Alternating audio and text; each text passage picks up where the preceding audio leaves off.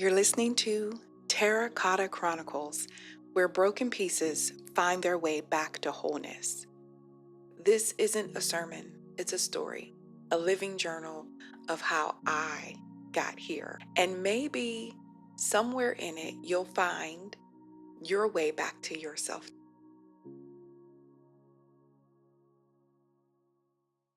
I just want to say this part is hard to tell.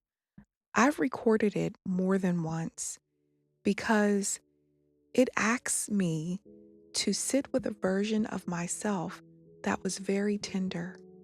And I'm not telling this to place blame or to revisit old grievances. This part of my life is over.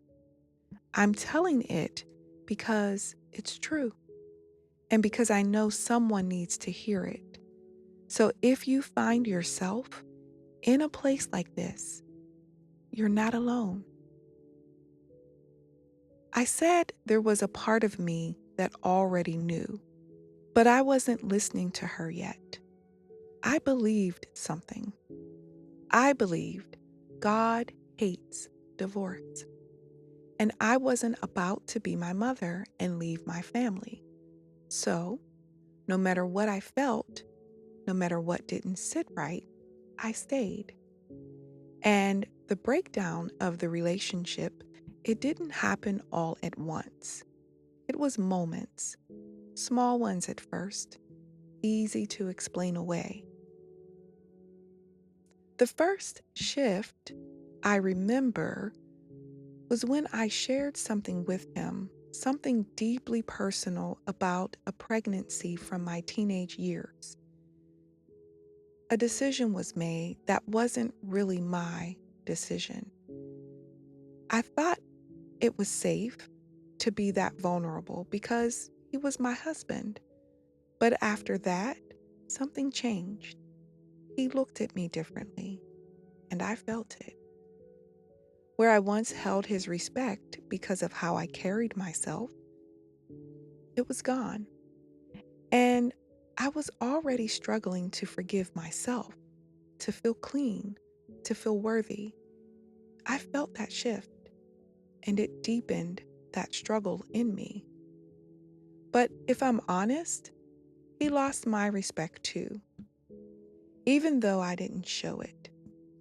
Because what I believed a husband's love and covering was supposed to be, and what I was experiencing weren't the same. I was the one cleaning up and hiding his mistakes and the results of his decisions. I could see trouble coming, and I tried to say something. He wouldn't listen. When something went wrong, somehow he made it my fault, though I was doing everything I could. Oh, and I still was being reminded he was the head of the family. His focus was to be on God, and mine was to support that, to cover him, not to expose anything, not to question anything, just keep everything looking whole. So, in the eyes of everyone around us, he looked right. We didn't argue. We didn't call each other names. In our minds, that was what worldly couples did. So even when there was frustration, it stayed under the surface, unspoken. And we weren't celebrities or political figures. But in church, we were visible, very visible. Visible enough that women who had lived it before me could see it on me. Even when I wasn't saying a word, they would come close, soft voices, knowing eyes. God is going to bless you, woman of God. This too shall pass, sis. God will honor you as you honor him. And I remember receiving that because it sounded like hope, but something in me didn't feel covered. So I quieted it. I made it make sense. Even though I could see things weren't adding up. I believed in his leadership because I thought that's how I was supposed to be. We had our firstborn about 2.5 years into our marriage, and in many ways, it was one of the happiest times of my life. Our baby brought so much joy into our home. And this was the first time I noticed something in my husband. He was softer. There was a vulnerability in him that I hadn't seen before. He was a proud father. He loved the title father. He wore it well, don't get me wrong, but he didn't live in it. He didn't step into it. And I know I am a female. I should not judge his ability as a male, but there was something missing because the only stage that he knew how to hold was the baby stage. As our children grew, he didn't grow with them. He started to pull away, detach, and what he gave them wasn't himself. It was structure, expectation, the religious framework he believed in. But that softer part of him, the one that I saw when they were babies, that part faded. And once they had voices, their own thoughts, he didn't know how to meet them there. So instead, he leaned into what he knew, structure and silence.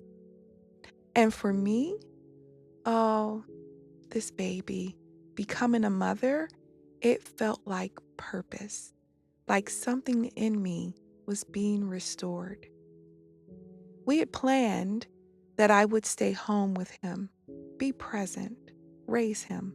But even then, I already knew something about that plan wasn't going to hold because he had a habit or a pattern of saying things and not following through.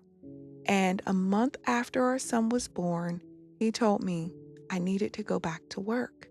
And logically, sure, we needed additional income. So I went. But something about it didn't sit right. And I felt the difference because what was okay for him wasn't available to me. My needs, we can't afford it. And I was working, but I didn't have access to what I earned. Everything went into a joint account. I was better with money. That was true. I could budget, plan. I even offered ideas and strategies on how to stretch what we had, but I didn't have control. He held that, though it wasn't his strength. So I learned to live with less, and I endured. There was still an imbalance in the way that I was handled. I was often sent to take care of things without being supported. Like one day, he sent me to get the car inspected because it was overdue and he had to be at work. I had the baby with me, and there I found out the brakes were bad. I called him. He told me to go ahead and approve the repair. When it came time to pay, declined. I tried again, declined. I just stood there, holding my baby, embarrassed, because I couldn't pay and I couldn't leave. I didn't know what we actually had because he kept that information closed. A family member came to help me out of that situation. Moments like that, they weren't just inconvenient. They made me realize how little I actually knew about the life I was living. And over time, I started to understand it was never really about the money. It was about not feeling secure, not feeling considered, not feeling like we were building something together. But this was the pattern. And after moments like that, the blame would start again. He'd say, "You should have finished your degree. You should be earning more, doing more. That's why we don't have enough. He would compare me to other women, the ones who could carry the weight of their family financially. And I listened. And after a while, I started to feel that way too. And it wasn't just emotional, it was practical. Every time he lost a job, everything would shift, and we would end up applying for help, sitting in those offices, waiting, interrogated, sometimes even mocked by the very people who were supposed to help. And I remember thinking, I shouldn't be here. Not like this. I have a husband. He has a degree. And still, this is where we are. And I didn't talk about it. I didn't even challenge him, not about the gap between who he was and what we were living. Because in my mind, as long as we were right with God, this was something I was supposed to endure, something I was supposed to pray through, push through, have faith through. But there was one moment I couldn't explain or convince myself of the same way. He went on a work trip, and I remember waiting for the phone to ring. Not for anything big, just, hey, I made it safe. Hey, how are you? How's our son? It never came. A day passed, then another. No call, no check-in, nothing. Then after 3 days, he showed up, smiling, talking about he was glad to be home.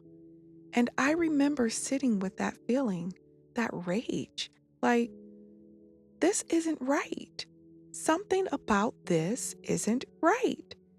And that voice, the one I said led me into this, she was there, whispering, nudging me, but I kept ignoring her all those years to follow the rules that I had been taught. She got louder in that moment, though, because it wasn't just about the trip. It was about everything starting to add up. It was the distance, even when he was present. It was feeling alone while still married. And something in me started saying, this is enough. I wasn't feeling free enough, though, to act on it. Until 3 days of silence, I felt pretty close enough to betrayal for me. And for the first time, I didn't just accept it as supposed to be. I finally began admitting to myself, this isn't it. I tried to leave. But even then, I didn't say, I'm leaving. I wasn't asking if I was unhappy. I was asking, is this enough to leave? Because I was still looking for permission. Permission that made it acceptable in the eyes of God. And I didn't have it before, so I stayed.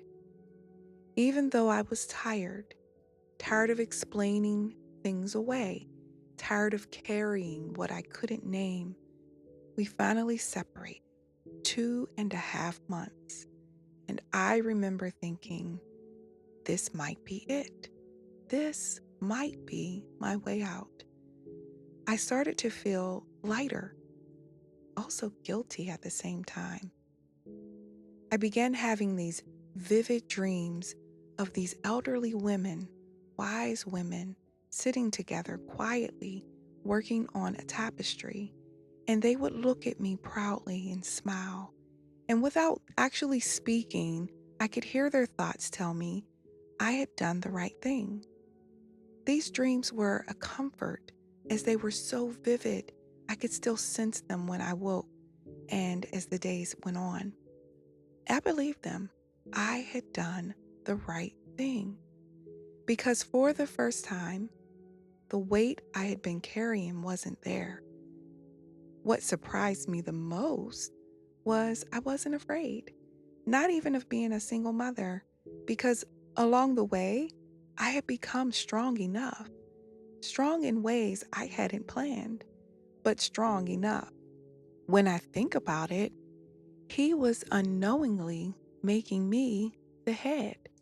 I was already managing everything just without control of the finances. It happened fast, the way things transitioned and doors opened that hadn't before. I got a better job, now a medical receptionist. And this was outside of everything I'd ever done or known. Something that was steady. I had retirement package. I had benefits. Wow, this was something real. I opened my own bank account, and for the first time, I could feel it. I was standing on my own. But then he changed. His behavior shifted, and he became relentless in trying to win me back. He would come for our son and stay. He became more attentive to me, more of what I'd been waiting for. And the church onlookers and people in my circle around me, they saw it and they would say things like, "See, he's trying. Don't give up on your marriage, girl. Marriage takes work." And I listened, mostly because I didn't want my child to grow up without his father, too. I didn't want to be the one who broke the family. So I told myself this was the right thing to do because that belief, it was still stronger than my knowing. So I went back, but I wasn't settled. Eventually, something happened that I couldn't explain away anymore. And that's where I'm going to leave this part because what came next changed everything. You've been listening to Teracota Chronicles, and if something in my story resonated with you, if it mirrored your life, your questions, or your own awakening, I hope it reminds you you are not alone. I'm not here to perform or present a polished version of myself. What I'm offering is honesty. And if you choose to stay with me, this story is still unfolding. I'll return with the next part. Be open, be well, and be at peace until we meet again.